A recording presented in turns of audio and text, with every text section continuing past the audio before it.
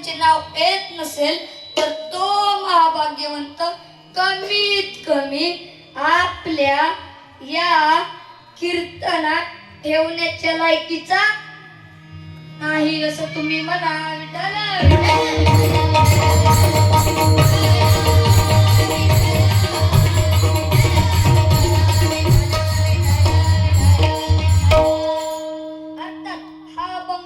जगद्गुरु तुकाराम महाराजांचाच आहे. या अभंगातून जगद्गुरु तुकाराम महाराज आपले सर्व नाते देवांबरोबर जोडतात. विठ्ठल. आता आपण अभंगाचा सरळ सरळ भावार्थ पाहूया. मंडळी, जगद्गुरु तुकाराम महाराज अभंगाच्या प्रथम चरणात बोलतात. महाराज अभंगाच्या शेवटच्या चरणात बोलतात की माझ्या जीवनातील विसावा हा तो श्रीकृष्णच आहे. का म्हणे माझा श्रीकृष्ण विसावा, वाटे ना करावा परता जीवा. विठ्ठल.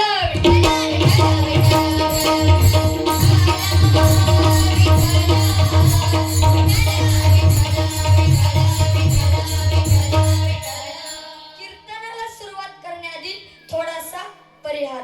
आज श्री दत्त जन्मोत्सवानिमित्त अखंड हरिनाम सप्ताह समस्त ग्रामस्थ मंडळ झाडगडवाडी कीर्तनाकरिता उपस्थित गावातील भजनी मंडळ व आमची भक्ती वेदांत इंटरनॅशनल वारकरी गुरुकुल मधील गुणवान विद्यार्थी, तसेच आमचे मृदुंगाचार्य अथर्वदादा असतील, आमचे अंकल असतील आणि कीर्तनाकरिता उपस्थित माझे आई वडील आजी आजोबा चुलता चुलती यांच्या सर्वांच्या चरणी नतमस्तक.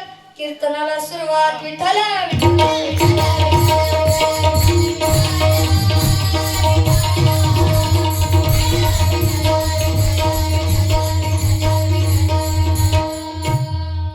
आता आपण अभंगाचा सरळ सरळ भावार्थ पाहूया.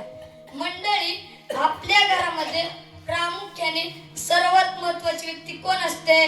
कोण असते? बरं दादा तू सांग, कोण असते? हा तर आई असते. आई म्हणजे माता, माता म्हणजे माय. सज्जन आहो, माय या शब्दापासून माहेर हा शब्द तयार झाला. स्त्रीला सर्वात जास्त काय आवडते? माहेर की सासर? बोला, काय आवडते? काय आवडते? तर माहेर आवडते. जर कोणी सासर म्हणतच असेल तर असे समजावे की तिचे पतिदेव माझ्या कीर्तनाला आले असावे. विठ्ठल.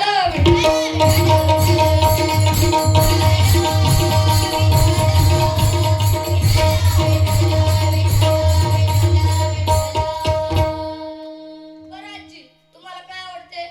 माहेर की सासर? मला काय आवडते? काय आवडते? तुम्हालाच काय आवडते?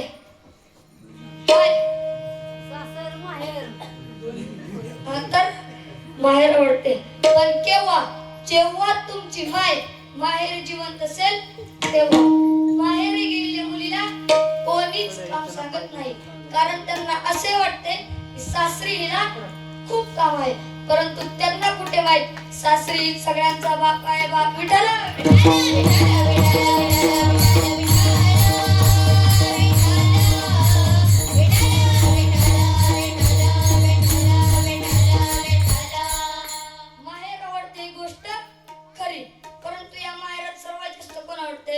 आई बहीण भाऊ.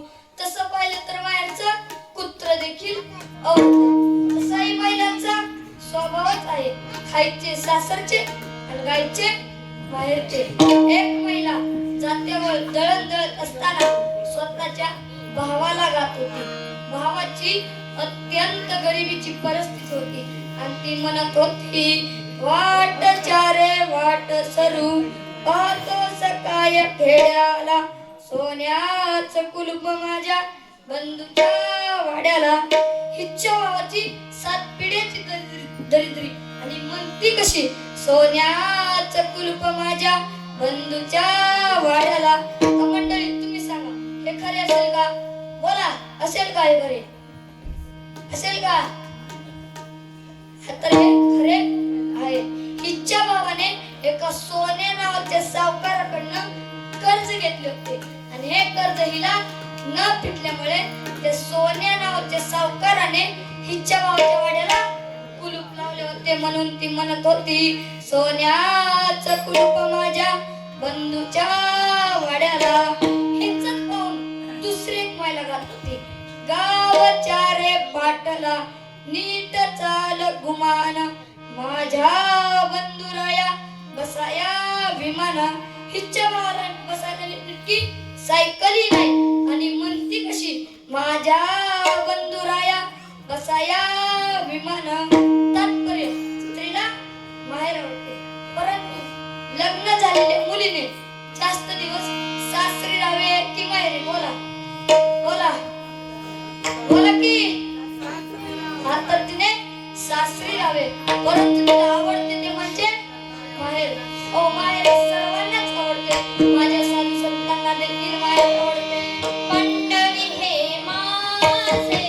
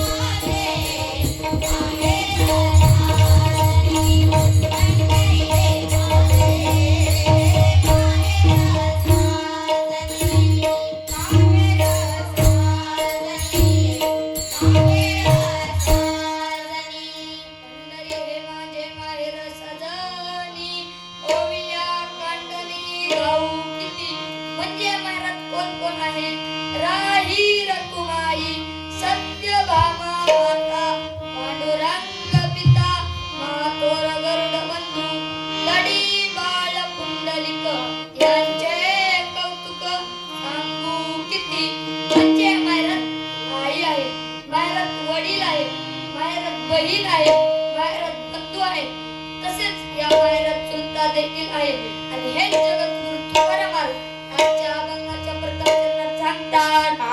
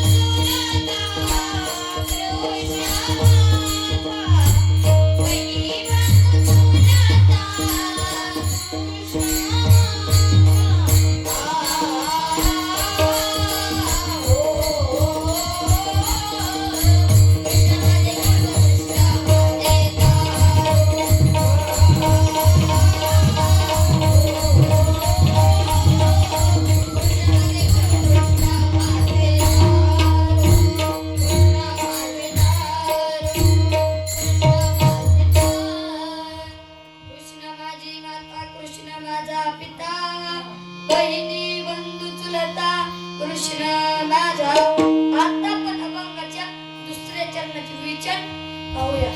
गुरु व गुरूंचे कर्तव्य आणि त्यांचा अधिकार. शास्त्रामध्ये गुरूंचे 4 प्रकार सांगितले. 1 गुरु, 2 सद्गुरु, 3 श्री गुरु आणि 4 जगद्गुरु.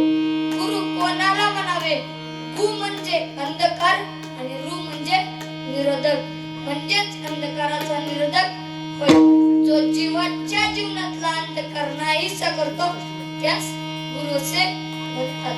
2 सद्गुरु, जो जीवास योग्य परमात्म्याची प्राप्ती करून देतो त्यात सद्गुरु असे म्हणतात. महाराज भागवतात वर्णन करतात. मंत्र तंत्र उपदेशिते घरोघरी गुरु आईते. जो शिष्यासी मिळेल सद्गुरुते सद्गुरु त्यासी श्रीकृष्णानी. किंवा जो शब्द परिनिष्णात शिष्य प्रबोधनी समर्थ तोची सद्गुरेला जाणनिश्चित उद्धवा. मंत्र तंत्र उपदेश करणारे भरपूर गुरु मिळतील, परंतु शिष्याला योग्य परमात्म्याची प्राप्ती करून देणारा हा तो सद्गुरु. 3 श्री गुरु, सद्गुरु पेक्षा मोठा. नाथ महाराज माऊलींना श्री गुरु असे म्हणतात. एका जनार्दनी पूर्व पुण्य पडले श्री गुरु भेटले ज्ञानेश्वरा. किंवा श्री गुरु सारी खा, श्री गुरु सारी खा, श्री गुरु सारी खा, आता पाटीला खा. श्री गुरु सारी खा, श्री गुरु सारी खा, श्री गुरु सारी खा, आता पाटीला खा. श्री गुरु सारी खा, श्री गुरु सारी खा, श्री गुरु सारी खा, आता पाटीला खा. श्री गुरु सारी खा, श्री गुरु सारी खा, श्री गुरु सारी खा, आता पाटीला खा. श्री गुरु सारी खा, श्री गुरु सारी खा, श्री गुरु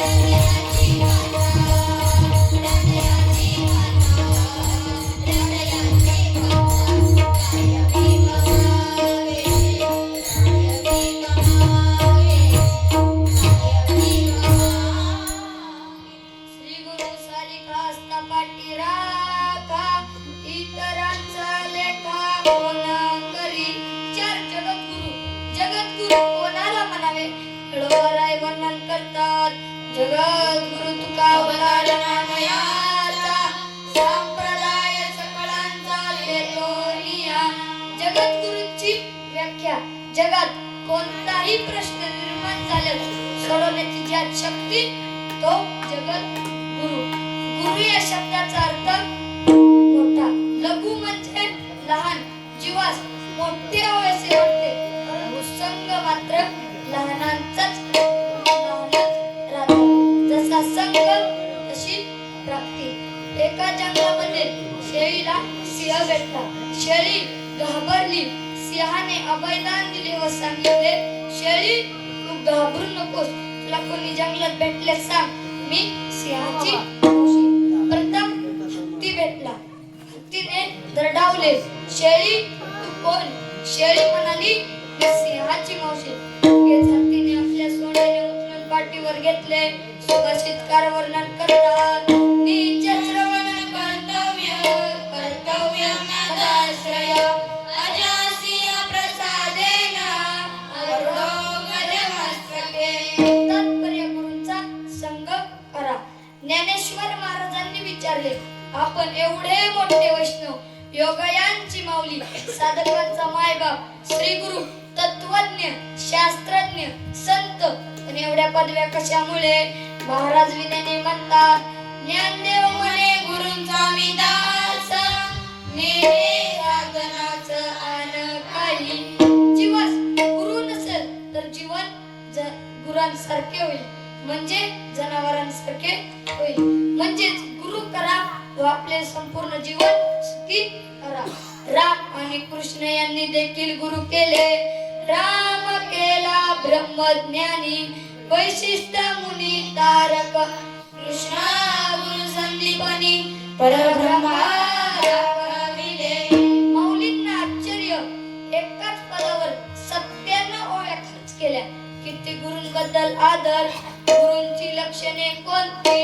ब्रह्मानंद परमसुखद केवल ज्ञानमूर्ती, द्वैत्वातीतं गगनसदृशं तत्त्वमस्यादिलक्षणं, एकं नित्यं विमलमचलं सर्वार्थसाक्षिभूतं, भावातीतं त्रिगुणरहितं सद्गुरुतं नमामि.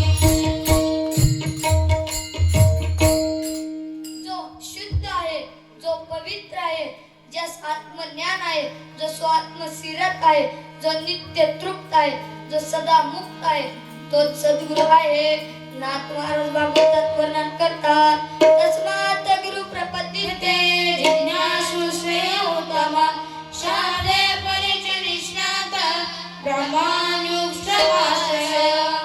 शिष्य असा हवा गुरूंना सर्वस्व अर्पण करणारा, आणि गुरु असे हवे शिष्याकडून काहीच न घेणारे. कबीर महाराज वर्णन करतात, शिष्य तो ऐसा चाहिए गुरु को सब कुछ दे, और गुरु तो ऐसा चाहिए शिष्य का कुछ ना ले.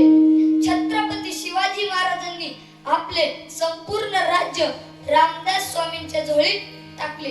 ते केवळ रामदास स्वामींनी स्वीकारले नाही, केवळ उपदेश केला, हे रामाचे राज्य म्हणून चालवा. ते त्यांच्या जवळ राहिले सुद्धा नाही, डोंगरामध्ये वास्तव्य केले. सध्या भौतिक गुरु शिष्याचे विद्यारण करणारे दिसतात.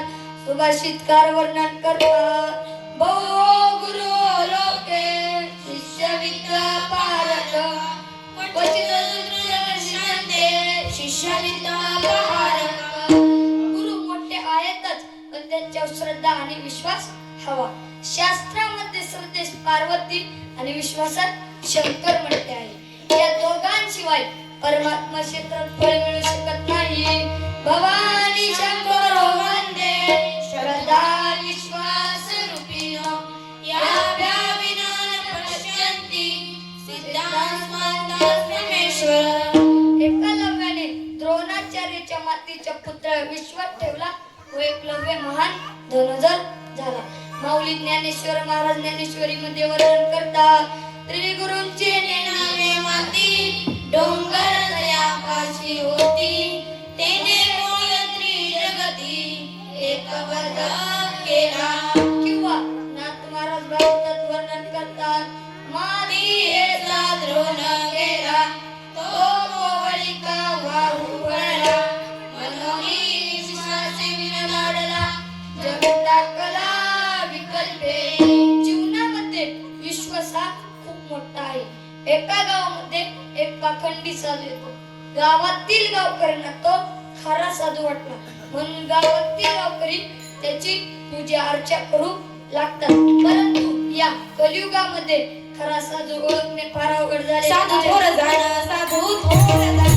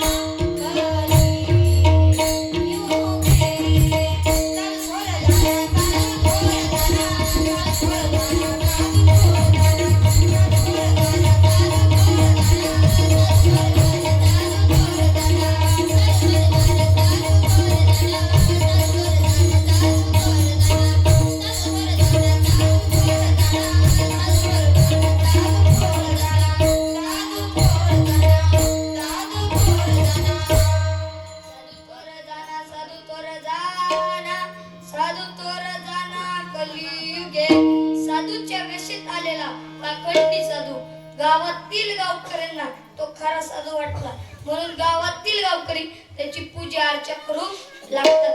दररोज त्यांना भेटायला जावं लागतात. परंतु साधू महाराजांना भेटायला जाण्याकरिता वाटेत एक नदी आडवी येत होती. एके दिवशी भरपूर पाऊस पडला व नदीला पूर आला. त्या दिवशी गावकऱ्यांना नदी पार करता आली नाही, म्हणून साधू महाराज उपाशी राहिला. साधू महाराजांना खूप राग आला. जेव्हा दुसऱ्या दिवशी गावकरी साधू महाराजांना भेटण्याकरिता जातात तेव्हा साधू महाराजांना खूप राग येतो. साधू महाराज म्हणतात, काल मला भेटायला का आले नाही? मंडळी तुम्ही सांगा, साधू महाराजांना राग का आला? खायला भेटले नाही म्हणून की गावकरी भेटायला आले नाही? बोला. हा तर खायला भेटले नाही म्हणून. अहो मंडळी, ते गावकरी साधू महाराजांना दररोज जेवण घेऊन जायचे, परंतु नदीला पूर आल्यामुळे त्यांना नदी पार करता आली नाही, म्हणून साधू महाराज उपाशी मेला. साधू महाराज म्हणतात, नदीला पूर आला म्हणून काय झाले? देवाचे नाव घ्यायचे, पाण्यावरून चालत यायचे. योगायोगाने पुन्हा 2 दिवसाने जोराचा पाऊस पडला व नदीला पूर आला. त्या दिवशी गावकऱ्यांनी विचार केला की आज साधू महाराजांना जेवण घेऊन जायचे. सर्व गावकरी नदीकाठी आले. गावकऱ्यांना साधू महाराजांचे वाक्य आठवले, देवाचे नाव घ्यायचे आणि पाण्यावरून चालत यायचे. तरीही तिकडे तो साधू निश्चिंत होता. त्याला माहित होते की नदीला पूर आल्यामुळे आपल्याला कोणी भेटायला येणार नाही. परंतु सर्व गावकऱ्यांना आपल्या पर्णकोटी समोर पाहतात साधू महाराजांना आश्चर्य वाटले. साधू महाराज म्हणतात, नदीला तर पूर आलाय आणि तुम्ही अलीकडे आलेच कसे? तेव्हा सर्व गावकरी म्हणतात, साधू महाराज तुमचीच तर कृपा, तुम्हीच तर म्हणाला देवाचे नाव घ्यायचे आणि पाण्यावरून चालत यायचे. तो साधू ढोंगी होता, तो साधू लबाड होता, म्हणजे तो साधू खरा नव्हता. परंतु गावकऱ्यांचा विश्वास ठाम असल्यामुळे सर्व गावकरी पाण्यावर तरले. रक्ताच्या नात्यापेक्षा विश्वासाचं नातं खूप श्रेष्ठ असतं. खून के रिश्ते से यकीन का रिश्ता बहुत बड़ा होता है. ज्याप्रमाणे एकलव्याने द्रोणाचार्याच्या मातीच्या पुतळ्या विश्वात ठेवला व एकलव्य महान धनुर्धर झाला, त्याचप्रमाणे ढोंगी साधूच्या वाक्यावरून सर्व गावकरी पाण्यावर तरले. जीवनामध्ये विश्वास हा खूप मोठा आहे. आपल्या जीवनामध्ये अत्यंत महत्त्वाचे स्थान म्हणजे गुरूंचे असते. मनुष्य गुरुशिवाय काहीच करू शकत नाही. ज्याच्याकडून आपण सर्व काही ज्ञान घेतो तर ते आपले गुरु असतात. आपले पहिले गुरु कोण? तर ती आपली आई असते. मग बाकीचे गुरु असतात. माणसाला अध्यात्माचा मार्ग दाखवणारा अवश्य पाहिजे. तर ते कसे असावे? ज्ञानोबारायांसारखे, तुकोबारायांसारखे, एकनाथ महाराजांसारखे, मुक्ताबाईंसारखे, निवृत्तीनाथ दादांसारखे, ज्यांच्याकडे ज्ञान असावे नवे नवे, तर ते ज्ञानियांचे राजे असावे. ज्ञानियांचा राजा गुरु महाराज, मनती ज्ञान देव तुम्हासे, मज पामराय काय थोरपण, पायाची मान पाय जळी. ज्ञानोबराय ज्ञानियांचे राजे आहेत आणि अशाच गुरूंची सेवा घडली पाहिजे. या विश्वामध्ये प्रत्येक साधू संतांना आपल्या गुरूंची सेवा घडली, परंतु माझ्या जगद्गुरु तुकाराम महाराजांना आपल्या गुरूंची सेवा घडली नाही, म्हणून ते गुरु परंपरेच्या अभंगात खंत व्यक्त करतात. सत्य गुरु कृपा माझा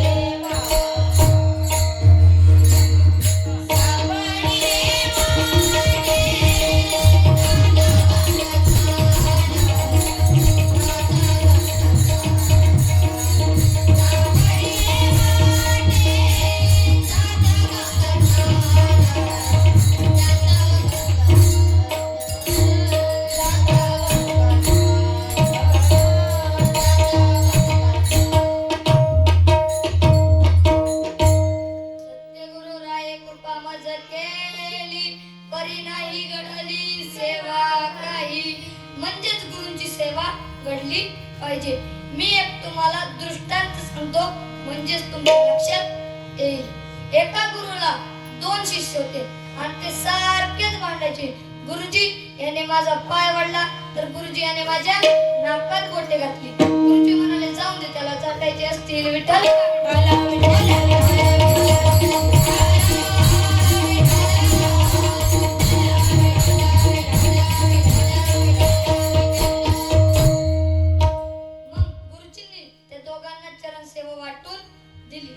या पायाकडील चरण सेवा याला तर त्या पायाकडील चरण सेवा याला. या पायाकडील फळे याला तर त्या पायाकडील फळे याला. या पायाकडील गुरुदक्षिणा याला तर त्या पायाकडील गुरुदक्षिणा याला. अशी गुरुजींनी त्या दोघांना चरण सेवा वाटून दिली. एके दिवशी गुरुजी असेच भिंतीला पाठ टेकून पाय लांबून बसले आणि डावा पाय उजव्या पायावर ठेवला.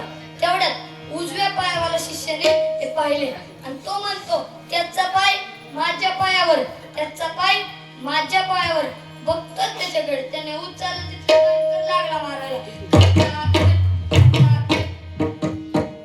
गुरुदेव म्हणाले अरे अरे अरे. शिष्य म्हणाला थांबा, त्याचा पाय माझ्या. तो तेथून निघून जातो. तेव्हा डाव्या पायावाला शिष्य येतो आणि तो म्हणतो गुरुजी माझा पाय कशाने सुजला. गुरुजींना तर खोटे बोलता येत नाही. गुरुजी म्हणतात त्याने तुझ्या पायाला दांडक्याने मारले. तो म्हणतो असं होय, बघतोच त्याच्याकडे. तोही तिथून निघून जातो. थोड्या वेळाने गुरुजींनी डाव्या पाया उजवा पाय ठेवला. तेवढ्यात डाव्या पायावाल्या शिष्याने ते पाहिले आणि तो म्हणतो त्याचा पाय माझ्या पायावर, त्याचा पाय माझ्या पायावर. बघतोच त्याच्याकडे, त्याने उचलला तिथले दांडकन लागला मारायला. धनाधन गुरुदेव म्हणाले अरे अरे अरे. शिष्य म्हणाला थांबा, जेव्हा तो माझ्या पायाला मारत होता तेव्हा नाही दया आली आणि आता लय दया आली. तो आता समोर पुन्हा मार लागला. खट्टा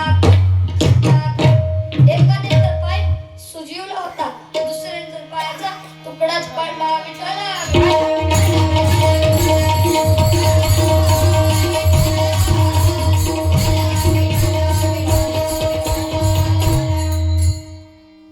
मंडळी, गुरूंची सेवा अशी नसते तर गुरूंची सेवा कशी असते नामदेवराय वर्णन करतात. सद्गुरु सेवा ते मोक्ष फळ, सद्गुरु सेवा ते आनंद फळ, सद्गुरु सेवा ते ब्रह्मबोध कैवल्य प्राप्ती. असे सद्गुरु सेवेचे फळ आहे. नाथ महाराज वर्णन करतात. सद्गुरु अधीन सकळ देव, सद्गुरु अधीन पितळ मानव, सद्गुरु पूजिता सर्व आनंद ते पावती. एवढा मोठा अधिकार गुरूंचा आहे आणि जगद्गुरु तुकाराम महाराज आपल्या गुरूंच्या ठिकाणी श्रीकृष्णाला पाहतात आणि हे जगद्गुरु तुकाराम महाराज आजच्या अभंगाच्या दुसऱ्या चरणात बोलतात. कृष्ण माझे गुरु, कृष्ण माझे तारू.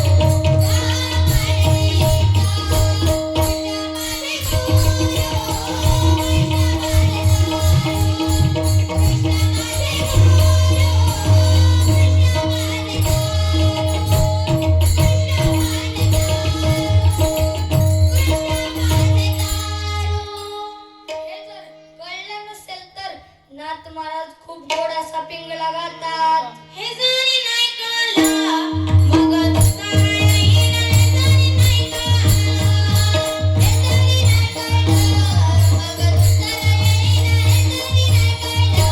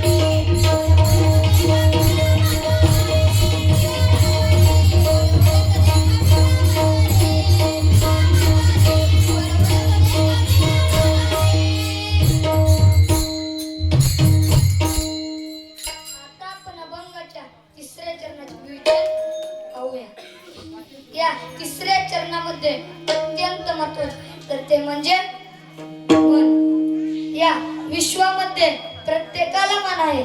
आपल्यात कोणी असं आहे की ज्याला की मनच नाही? आजोबा तुम्हाला आहे का मन? काय चाललंय या मनात? चावायला आमटी करायची वय? बर दीदी तुला आहे का मन? आहे का मन? काय चाललंय या मनात? लग्न करायचं वय? विठाला विठाला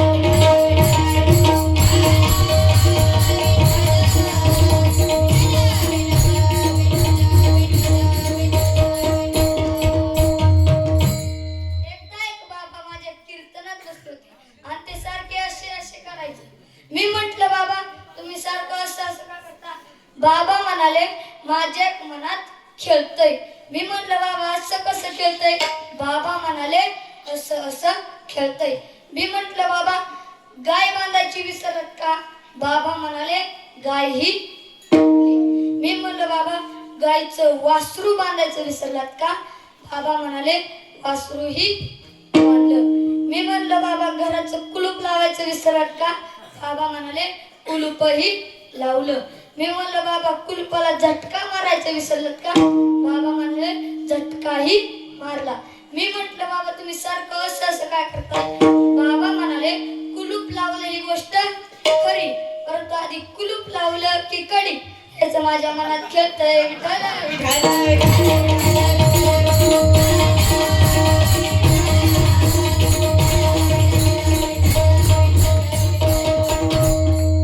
असेच हे चंचल आणि वेगवान मन आहे. श्रीकृष्णाने अर्जुनाला उपदेश केला आहे. चंचल ही मन कृष्ण प्रमादी बलवंतुडम तस्या निग्रहमने आयुर्यं सुदुष्करम. हे चंचल आणि वेगवान मन आहे. या मनाने विश्वामित्राला सुद्धा धोका दिला आहे. बहिणाबाई वर्णन करतात मन ओढाय ओढाय उभ्या पिकात लढोल किती हाकल हाकल फिरयत पिकावर. बहिणाबाई वर्णन सांगतात की एखादं जनावर जर पिकावर जर सोकलं ना तर त्याला किती जरी हाकलं ना तर ते पिकावर येणार म्हणजे येणारच. आणि हेच जगद्गुरु तुकाराम अभंगाच्या 3ऱ्या चरणात बोलतात. कृष्णा माझे मन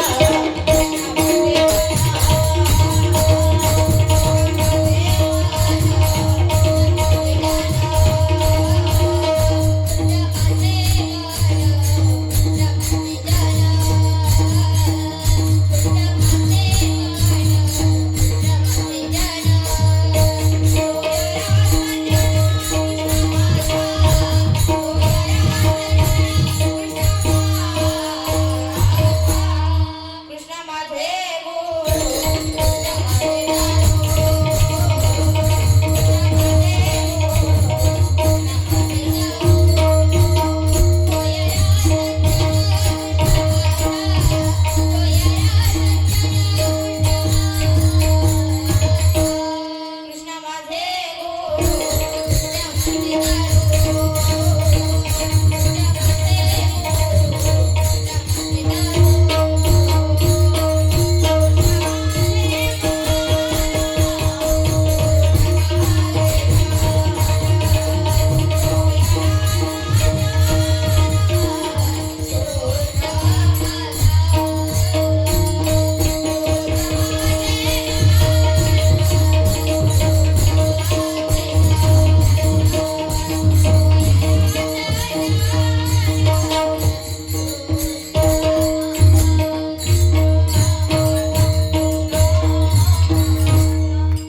कृष्ण माझे मन कृष्ण माझे जन सोयरा सज्जन कृष्ण माझा. आता सर्वांनी हात वरती करा, वरती करा सर्वांनी. सगळे दिसतात मला. करा सगळ्यांनी हात वरती केले ना. विठ्ठल